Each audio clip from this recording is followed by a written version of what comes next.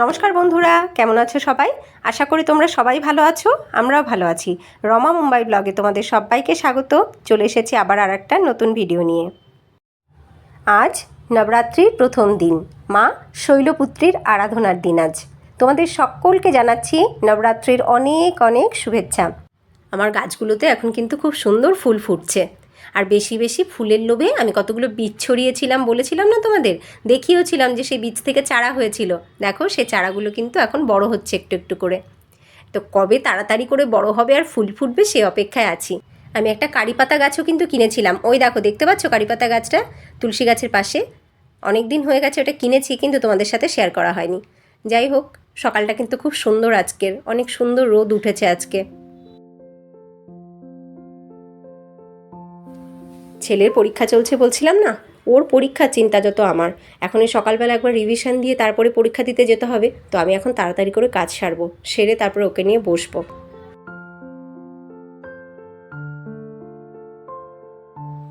দেবীপক্ষ শুরু হয়ে গেছে। আজকে বৃহস্পতিবার, খুব সুন্দর শুভ দিন। তো আমি শাখাপলা পড়ছি। সারা বছর আমি কেন শাখাপলা পড়ি না এটা আমি তোমাদের সাথে আগেও শেয়ার করেছি। তো যাই হোক, এই যে আজকে পড়ছি, আবার লক্ষ্মী পুজোর পরে খুলে রাখবো। শাখাপলা পরলে আমাদের হাত দুটো কি সুন্দর দেখতে লাগে, তাই না? ভীষণ সুন্দর লাগে দেখতে। আমাদের বাঙালি হিন্দু মেয়েদের কাছে এটাই তো সবথেকে বড় অলংকার, সবথেকে সুন্দর গয়না। আমি সেই ছোট্ট থেকে এটা শুনে শুনে বড় হয়েছি, আমার ভাগ্য নাকি খুব ভালো। আমি 3 ভাইয়ের 1 বোন, তাই আমার ভাগ্য খুব ভালো। ওর ভাগ্য খুব ভালো, 3 ভাইয়ের 1 বোন, এই কথাটাই আমি শুনে শুনে বড় হয়েছি। আর তখন থেকেই আমার মনের মধ্যে এর অর্থটা খোঁজার চেষ্টা রয়ে গেছে। কী অর্থে আমার ভাগ্য ভালো? আজও আমি কিন্তু সেই প্রশ্নের উত্তর খুঁজি, কী অর্থে আমার ভাগ্য ভালো। আসলে কোনো মেয়ের ভাগ্যই কি তার একার ভাগ্য? আমার মনে হয় না। আমার মনে হয় প্রত্যেকটা মেয়ের ভাগ্য আসলে অন্য আর একজনের ভাগ্যের সাথে বাঁধা। আর সেই অন্য একজন হচ্ছে তার স্বামী, যার সাথে তার বিয়ে হয়। ভেবে দেখো, আমাদের প্রত্যেকটা মেয়ের জীবনই বিয়ের পরেই কিন্তু বদলে যায়। হয় ভালো হয়, নয় খারাপ হয়, কিন্তু প্রত্যেকটা মেয়ের জীবন সেই বিয়ের পরেই কিন্তু পরিবর্তন হয়ে যায়, মানে ভাগ্যের পরিবর্তন হয়ে যায়। কারোর ভাগ্য হয়তো খুব ভালো হয়, আগের থেকে ভালো, নয় আগের থেকে খারাপ হয়, নয় একই রকম চলে, নয় ভালো খারাপ মিশ্রিত হয়।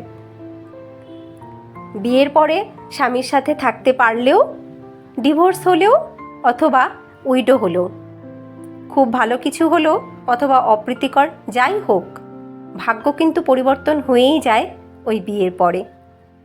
তাই নয় কি বলো? আমার তো তাই মনে হয়। আমাদের ভারতবর্ষে অন্তত পক্ষে 99% মেয়েরই বিয়ে হয়ে যায়। 1% হয়তো থাকে যাদের বিয়ে হয় না। 99% মেয়ের ভাগ্যই ওই স্বামীর ভাগ্যের সাথে কিন্তু বাধা থেকে যায়। বিয়ের পরেই জীবন সম্পূর্ণ বদলে যায়। বিয়ের আগে শুধু মন দিয়ে পড়াশুনোটাই করে গেছি। ইচ্ছা ছিল নিজের পায়ে দাঁড়াবো, চাকরি করব, স্কুল টিচার হব, স্বপ্ন দেখতাম। পড়াশুনোয় খুব খারাপ ছিলাম না, আবার খুব ভালোও ছিলাম তাও বলবো না, ছিলাম একরকম। মাধ্যমিক পাশ করলাম যখন, বাবা মনে করেছিল তখনই আমার বিয়ে দেবে, কারণ আমার 3 দাদা। এবার আমাকে যদি বিয়ে দেয় তাহলে রাস্তা পরিষ্কার হয়, তারপরে দাদাদের একে একে বিয়ে দিতে পারে, তাই আমাকে আগে পার করবে সেই ইচ্ছা ছিল, কিন্তু দেয়নি। উচ্চ মাধ্যমিক পাশ করলাম, রেজাল্ট ভালো হলো, প্রত্যেকে বলল ও কিন্তু অনেক দূর যাবে, ওকে অনেক দূর পড়িও। বাবা পাত্রপক্ষ দেখলো না, আবার আমাকে কলেজে ভর্তি করলো। কলেজে পড়লাম, কলেজে পড়ার পরে যখন রেজাল্ট ভালো হলো, এবার একটা দিক খুঁজে পাচ্ছি যে আমি এই দিকে যাব, তখনও বাবা পাত্রপক্ষ দেখলো না। আবার আমি ইউনিভার্সিটি পড়লাম, যখন আমি MA কমপ্লিট করলাম, এইবার বাবা ঠিক করলো পড়াশুনো কমপ্লিট, এইবার বিয়ে দেবই, তারপরে শ্বশুরবাড়িতে গিয়ে চাকরি বাকরি করবে। এই পর্যন্ত ঠিকই ছিল, কিন্তু আমি ভাবিনি কখনো যে আমার ভাগ্য এইবার পরিবর্তন হতে চলেছে। আমি বুঝতেই পারিনি। বিয়ে হলো একদম বাড়ির কাছে, বাড়ি থেকে 5 মিনিটের রাস্তা।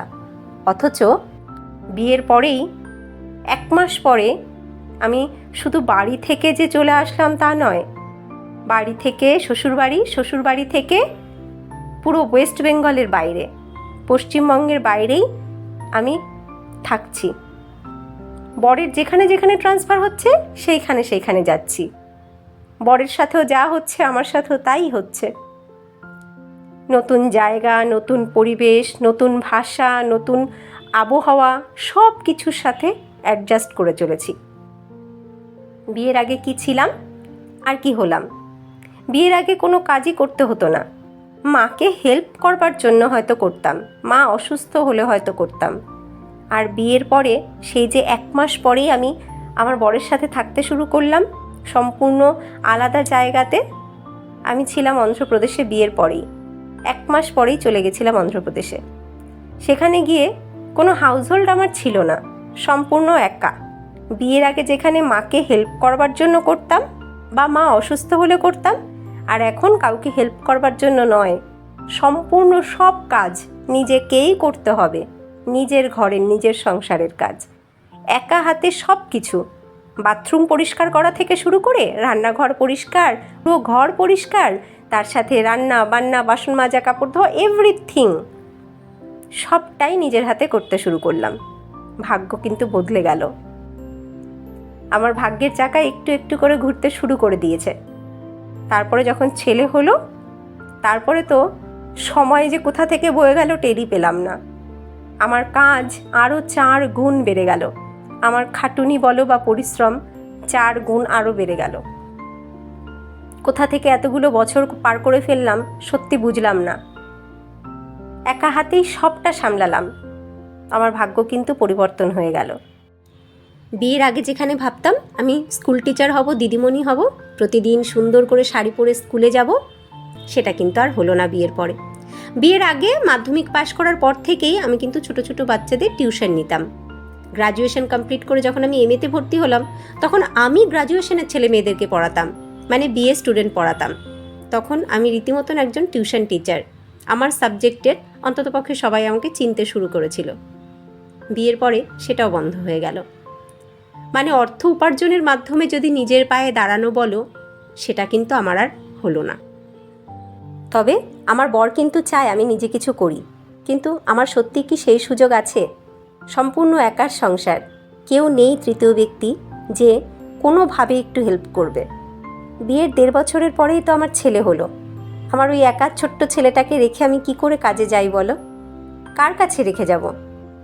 হলো না, আমার হাত বাঁধা পড়ে গেল। আমি আর পারলাম না নিজে কিছু করতে। এইভাবেই কিন্তু ভাগ্য ঘুরে গেল।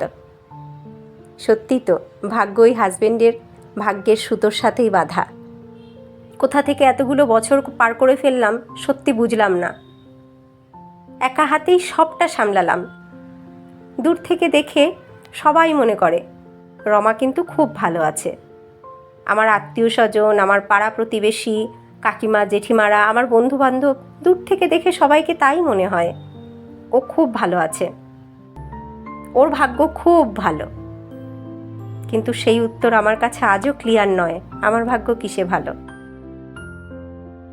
আমার মনটা আজকে সত্যি খুব ভারাক্রান্ত, তাই এই কথাগুলো হয়তো তোমাদের সাথে শেয়ার করছি, যাতে মনটা একটু হালকা হয়। ভগবান আমাকে সব কিছু দিয়েছে, আমার সামনে সত্যি সব কিছু ভগবান রেখেছে, কিন্তু সব সামনে দিয়েও হাত দুটোকে পিছন থেকে বেঁধে রেখেছে। বলছে তোকে সব দিয়েছি, কিন্তু সবটা ভোগ করবার ক্ষমতা তোর নেই। হাত দুটো পিছন থেকে বাঁধা। আসলে ভগবান কখনোই কাউকে পরিপূর্ণতা দেয় না, একটা না একটা কোথাও খামতি রেখেই দেয়। তা না হলে আমরা তার আরাধনা করব কেন, তাকে ডাকবো কেন? সব কিছু যদি না চাইতেই পেয়ে যাই, তাহলে কি আমরা তাকে মনে রাখবো, তাকে আমরা ডাকবো না তো। এই কারণে ভগবান কখনোই কাউকে সব কিছু দেয় না, পুরো পরিপূর্ণতা কাউকেই দেয় না, কোথাও একটা খামতি রেখেই দেয়। তোমরা ভাবছো তো আমার কোথায় খামতি রেখেছে? আমার তো সব কিছু আছে, সত্যি আমার সব কিছু আছে, কোথাও কোনো অভাব রাখেনি ভগবান। আমার বর খুব ভালো, ওর মতন মানুষ পাওয়া সত্যি ভাগ্যের ব্যাপার। ভালোবাসা, সম্মান, শাড়ি, গয়না, কোনো কিছুতেও আমার কোনো অভাব রাখেনি, কিন্তু অভাব রেখেছে ভগবান। কোথায় অভাব রেখেছে জানো? একান্নবর্তী পরিবারের আমি মেয়ে, বাড়ি ভর্তি মানুষ। যখন আমার বিয়ে হয়ে আমি শ্বশুরবাড়ি যাই তখন আমাদের বাড়িতে ৩৯ জন মানুষ, কিন্তু বিয়ের পরে শ্বশুরবাড়িতে গিয়ে উঠলাম মাত্র 4 জনের সংসার। তারও 1 মাস পরে হয়ে গেলাম মাত্র 2 জন। সারাদিন একা থাকি। বাড়িতে কত অনুষ্ঠান আসে, কত আনন্দ অনুষ্ঠান হয়, কত হই হুল্লোড় হয়, আমি কিচ্ছু দেখতে পারি না, কিচ্ছু উপভোগ করতে পারি না। সারা বছর তো কত কিছু হয় বাড়িতে। কারোর কোনো কিছু খারাপ হলেও আমি পাশে থাকতে পারি না। আমি এখানে বসে শুধু শুনি তাদের কষ্টের কথা, কিন্তু গিয়ে একটু চোখের দেখা দেখতেও পারি না। আরও বেশি খারাপ লাগে যখন মা বাবার শরীর খারাপ হয়। বাবার শরীরটা ভালো না, বাবার শরীরটা খুব খারাপ।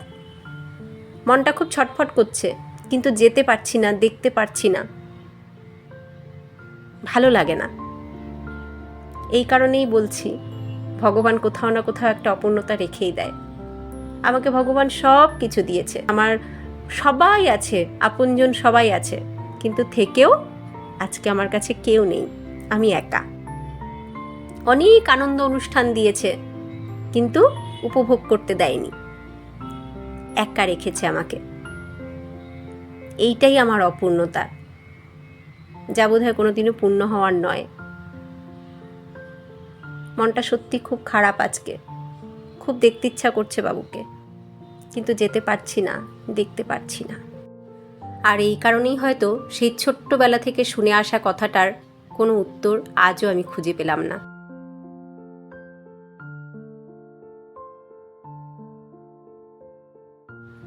আজ আমার মনের কথা বলেই পুরো ভিডিওটা বোধহয় শেষ হতে চলল। যাই হোক, আজকে যেহেতু নবরাত্রির প্রথম দিন, অনেক দিন ধরেই ভাবছিলাম সিংহাসনটা পরিষ্কার করব, হচ্ছিল না। তো আজকে সিংহাসনটা পরিষ্কার করলাম। যেহেতু বৃহস্পতিবার, ঘট এমনিতেই তুলতে হয়, তাই সিংহাসনটা পরিষ্কার করে নতুন কাপড় পাতলাম। ঠাকুর পুজোর পরে খাবার বানাতে এসেছি, খেয়ে দিয়েই ছেলেকে নিয়ে পড়তে বসাবো। লেট হয়ে গেছে, তাই অন্য কিচ্ছু বানালাম না। প্রতিদিন তো সমান হয় না, তাই আজকে আর হেলথের কথা চিন্তা না করে আজকে নুডলই বানালাম। বহুদিন পরে নুডল বানালাম। কিভাবে বানালাম তোমরা দেখলে তো। প্রথমে বয়েল করে জলটা কিন্তু ফেলে দিয়েছি, মানে এক্সেস অয়েলটা ওতে বেরিয়ে গেছে। তারপরে আবার একটু মশলা দিয়ে ফুটিয়ে নিয়েছি। যাই হোক, ভিডিওটা তোমাদের কেমন লাগলো কমেন্ট করে অবশ্যই জানিও। আর নতুন বন্ধুরা, যদি তোমাদের ভালো লাগে তাহলে লাইক করে সাবস্ক্রাইব করে আমাদের সাথে থেকো, আমাদের পরিবারের সদস্য হয়ে থেকো। আবার দেখা হবে নতুন ভিডিও নিয়ে।